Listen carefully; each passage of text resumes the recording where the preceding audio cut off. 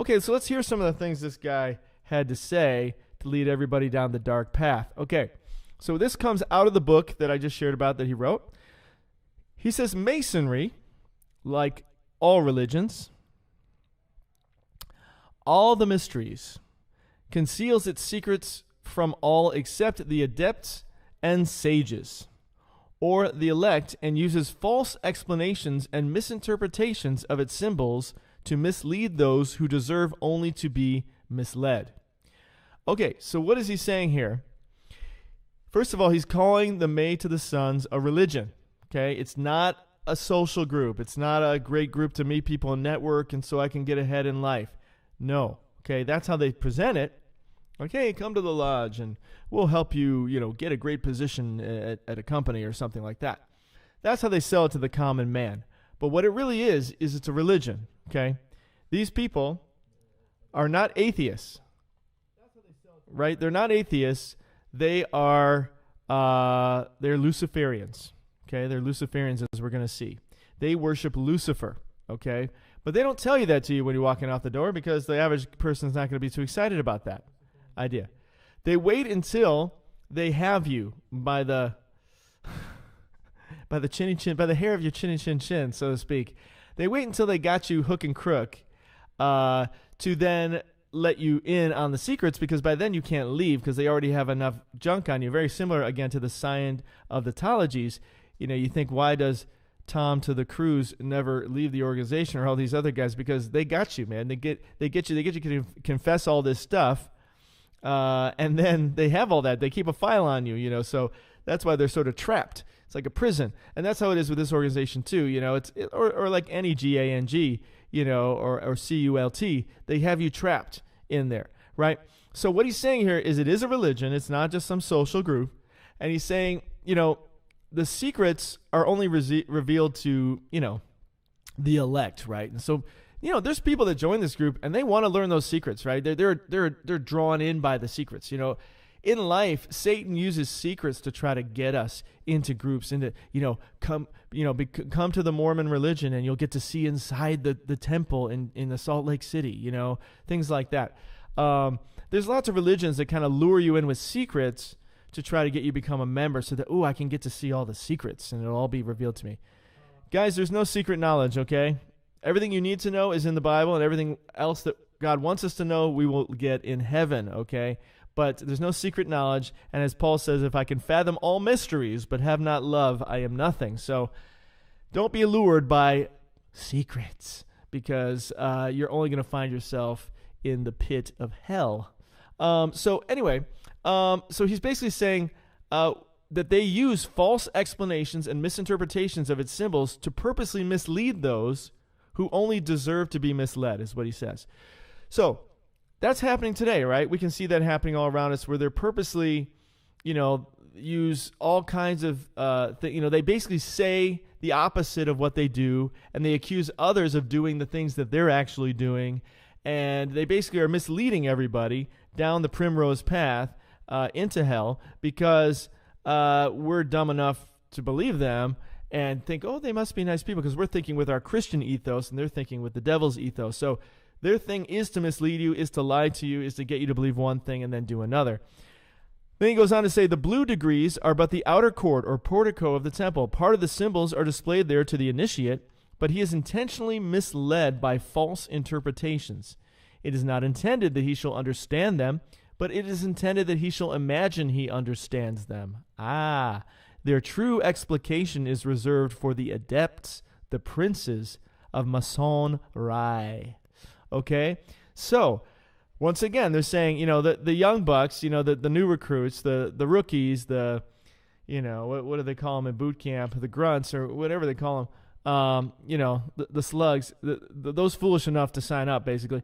They're going to just believe whatever they tell them it is. And they're, yeah. But it's going to be false interpretations. They're not going to really tell you until it's too late, until you're trapped, until you can't go anywhere anyway. So now you're stuck here. So that's the idea of what's going on. And these come out of that book that I shared with you there. Couple more from this man, and then we'll look at sort of the meat and potatoes of what prompted me to do this video. But here, this is also from his book. He talks more about Lucifer. He gets a little deeper into Lucifer and worshiping Lucifer, okay? So the way he looks at it basically is that Lucifer means light bearer, that he's the way they present it, right, is that Lucifer is the true light. He's not the devil that the Bible tells you about. No, that's leading you astray. No, Lucifer really is the wise one. He really is the one who has all the answers. I'm, of course, not saying this. I'm not promoting this. I'm telling you what they believe, right? So that's what they believe, and that's how they fool you. That's how they trick you and get you into following along with their scheme, because they're like, oh, Lucifer, light bearer. Well, yeah, it means light. And when you think illum and 8, right, that means to light, right? That's where they get the name. But that name, again, was like a secret group within the secret group. So what happened, you had the Free to the Maid to the Sons, which was already sort of a secret organization. Not that it existed. We know that it exists, right? It was always public that it existed, but in terms of what they do at the meetings and what they discuss and the rituals and so forth, that is kept secret. And then here, people always want to be the ones in the know. So then once we got this secret group, then you get a more secret group within the secret group, right? It just gets more and more secret within. And this guy was a 33. Now, I don't know if I share that. Oh, I'll share that with you in a second. But just kind of giving you an overview of this, what the quotes from the book right now. Okay, so here's another quote from the book. It says, "The apocalypse is, to those who receive the 19th degree, the apotheosis of that sublime faith which aspires to God alone, and despises all the pomp and works of Lucifer. Lucifer, the light bearer, strange and mysterious name to give to the spirit of darkness. Lucifer, the son of the morning. Is it he who bears the light, and with its splendors intolerable, blinds feeble, sensual, or selfish souls? Doubt it not. For traditions are full of divine revelations and inspirations, and inspiration is not of one age nor of one creed. Plato and Philo also were inspired, or Philo, were inspired." Okay, so what is he saying here? He's saying, why would they call him the light bearer if he's actually a bad guy?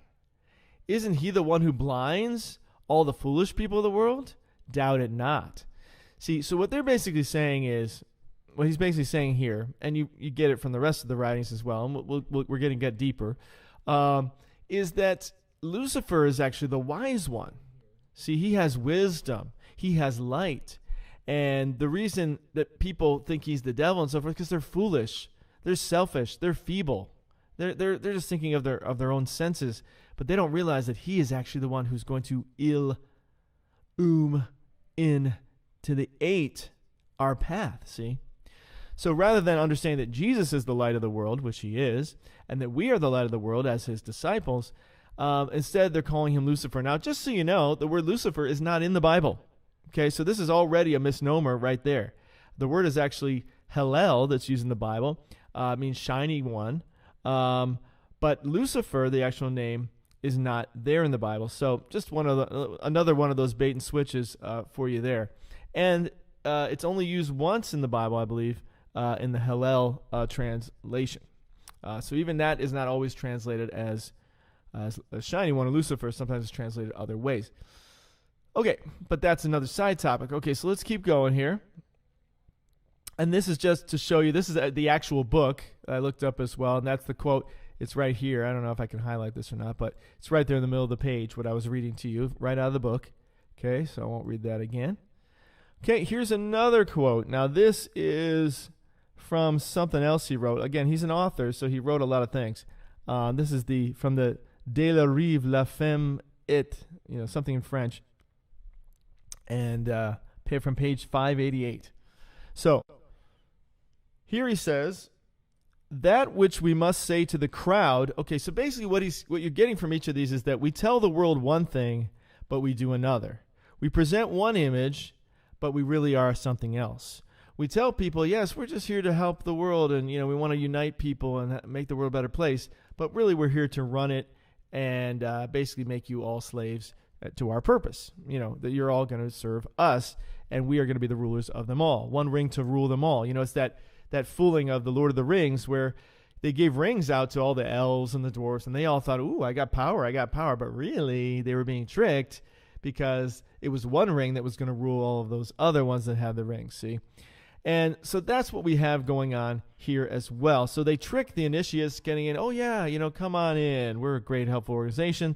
Then they get them to give into these, rituals that basically reveal all their deepest, darkest secrets and get them to do things that if anybody ever found out wouldn't be so good, so that they can manipulate them, right? And that's what's going on today with all of the leaders throughout the world. If you're wondering what's going on throughout the world, why is everybody in quote-unquote lock to the step with one another?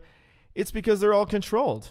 They're all puppets on a string. I mean, if you have somebody in your back pocket and they'll do whatever you tell them to do, or you're going to reveal them or ruin them, put them in jail or worse, then they're going to do whatever you say to do. You want us to destroy the world with some, fake or, benign, relatively benign poison? Okay, we'll do it. You want us to take away everybody's freedom? Okay, we'll do it. So what they do, they don't have to convince everybody. They don't have to control everybody. They just get a few select people in all the right places. That's all you need. That steers the whole ship. You think, man, how is it you can lead a whole country, destroy a whole country? Well, you just get the right people in the right places. You don't need that many. You don't need to control everybody. You just start changing the laws. And now everybody's trapped. Everybody's trapped in the prison, right? So here in this book, he says, that which we must say to the crowd is, so in other words, we say one thing to the crowd, but something else privately. We worship God, but it is the God that one adores without superstition. See, here's his argument. His argument is this, and this is why he manipulates and gets people to join in, because there's always truth, right, kind of mixed with lies. That's how Satan works, right? That's how he worked with Jesus in the desert, truth and lies. So the way he convinces you is he says, listen, the problem with religion and government is they're trying to control you. See, he tells you what actually he's trying to do. He's actually the one trying to, Lucifer, if we're going to call him that, or the devil, that ancient serpent, the red dragon, he wants to control you, right? But what he says to Eve in the garden is, well, why can't you eat from the tree in the middle of the garden? Oh, he's trying to hide something from you. There's secret knowledge there, Eve. You need to eat some of that fruit so you can be like him. See? So now Satan's your buddy. Now the devil's your buddy. Now he's on your side. He's actually trying to help you. He's trying to set you free. That's what Satan convinces you. Even though Satan is a liar, Satan himself is going to be in prison for eternity, and he knows it. He wants to take as many down with him as he possibly can. But that's what he does with Eve in the garden, right? It's what he does with everybody. So that's what he's doing here. He's saying, listen, religion, it's a prison, man. They just want to give you a bunch of rules and commands and make you do this and make you do that. Man, I'm here to set you free, buddy. You can do whatever you want with me. And government, same thing, man. They're just trying to control you, trying to manipulate you, right? So he's basically convincing you that the current systems you're part of, they stink, okay? I'm going to give you something better. I'm going to give you real freedom, right? And that's how Satan sells you. He sells you on freedom, right? That's why as a teenager, everybody breaks free. Woohoo, man. I finally figured out life, even though you're really still clueless, but you think you figured out everything as a teenager, right? And so you go out and you're like, man, you buck against your parents, you buck against the school system, you buck against everything. I'm going to go out there and sin it up. But really, that's just Satan leading you into a prison of sin. Then you become a slave to sin, right? And that's a much worse place to be slavery of. God set us free. It's for freedom that Christ set us free. If the Son has set you free, you are free indeed. So God did not set you free to make you a slave again to sin, but Satan did, because then he can control you. See, he manipulates you with sin. God does not manipulate you. He just stands here and invites you. He says, do you want to come to me? You don't have to. It's a free will choice. I'm not forcing you. I'd love for you to come to me, and I want to love you. But if you don't want to come to me, I can't make you. Well, he could make us, but I don't want to make you because I want you to do it because you love me, not because you feel a prisoner and a slave. But Satan's the opposite. Satan, he lures you in, and then it's a trap, just like a bear trap, right? And it just closes right on you. So he says, that which we must say to the crowd is, we worship God, but it is the God that one adores without superstition. To you, sovereign grand inspectors general, we say this. See, now he's talking to a select group here. He's talking to the 32nd, the 31st, and the 30th degree, the top guys under him. He's saying that you may repeat it to the brethren of the 32nd, 31st, and 30th degrees. The may to the son to the ick religion should be, by all of us initiates of the high degrees, maintained in the purity of the Luciferian doctrine. If Lucifer were not God, would Adonai, referring to Jesus or the God of the Bible, calumniate or spread false and harmful statements about him? Yes, and I'm not saying this, he's saying this, Lucifer is God. Okay? That's what they're saying. That's what they're promoting. They're promoting Lucifer as God, right? So, they're selling it and saying, listen, if he weren't God, then why would Jesus lie about him? It's like using like reverse logic, like it's kind of like, huh? It's so crazy. It just might not make sense, you know? It's like you're saying Jesus, it's the same thing the Pharisees said, basically. Oh, you're demon possessed. Well, why would a demon drive out demons? You know, why would the devil be fighting against himself? I'm here trying to do good things, right? But that's the same thing the Pharisees were saying. So he's basically saying the same kind of stuff. Like he's spreading lies about the devil, about Jesus, right? So that must mean it's like only the true Messiah would deny being the Messiah. All right, I am the Messiah. He is the Messiah. You know, it's from the life of Brian. But, you know, it's that whole kind of idea of like, oh, you know, methinks he doth protest too much. So if Jesus is really that anti the devil, he must be trying to hide something from us. It must be good, right? Of course, he knows it's not good. He's working for the devil. I mean, he's akin to like Aleister Crowley or somebody with the Satanic Church. This is a form of a satanic church that's going on here, right? But he's luring you in, convincing it's something good, and that's what Satan does. Because Satan knows you won't just readily go and do something evil. He knows you just won't go. Right? It's doublespeak, exactly. You know, 1984. You know, freedom is slavery. That was one of the phrases. You know, or war is peace. You know, they try to use these things against each other, and that's exactly what we have going on today, right? They say the opposite of what is true. You know, this MAN is a WOMAN, right? Or you know, this is it's hard to say it in words. You know, this person of this shade is okay, but this person isn't. It's the same thing they do today, guys, with everything. Just think of everything they present to you. It's the same kind of logic. It's reverse logic, right? They don't apply the same logic to their own principles. They just do it to get control over you. It's what Lucifer does. He's just using it to get control. It's the old thing in the movie, like the Bedeviled movie, where, you know, you sell your soul to the devil to get all these kind of gifts, right, in return, and he tricks you. He always tricks you. You know, he's like, yeah, I'm going to give you this and give you this and give you this, and then you sign in blood, or, you know, don't do this, of course. But people in the movies, they sign away their soul, and then they quickly find out, well, that was a bum deal. And that's exactly what happens here. It's a bum deal. The difference with God is God's always going to bless your life. Yeah, you might still have struggles, you might still have challenges, but it's real, it's honest, it's not a lie, and God's going to help you through it, and he's going to bless you through it, right? If you turn to him, God is honest with you. He doesn't fake it. He doesn't overpromise and underdeliver the way the devil does, right? So that's what this guy is coming at. That's his approach here.